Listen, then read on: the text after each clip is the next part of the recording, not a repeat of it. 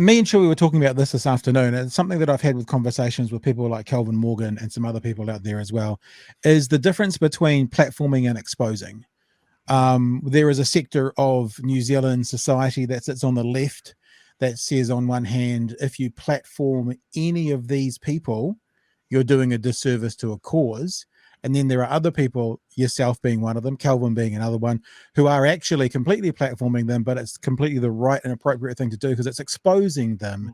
What do you think about that conversation about when to platform, when not to platform, when to expose, when not to expose? And how did you go through that? Because obviously you would have heard some of these things about platforming people, giving them exposure. How did you go through this decision-making process for you to decide to also then do the book, especially because you've included very specifically chapters on counterspin media and voices for fuckwits, and although there are actually lists on them, you know.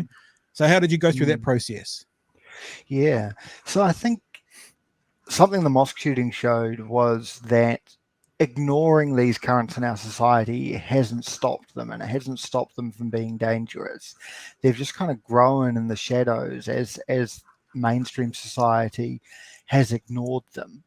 And so I think that that's been the wrong approach. And I'm very keen on the idea of what's sometimes called pre-bunking. And rather than debunking misinformation or conspiracies, you give people the right information first, so they encounter that before they encounter the misinformation. And so I think a lot of what Calvin's doing, what I'm doing, falls into that category. There's still cases where you need to make the call, like, is this person significant enough that they need to be talked about?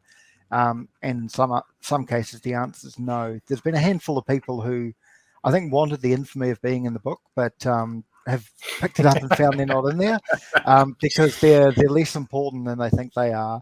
And these fringe people with followers in the dozens, I haven't really talked about them much.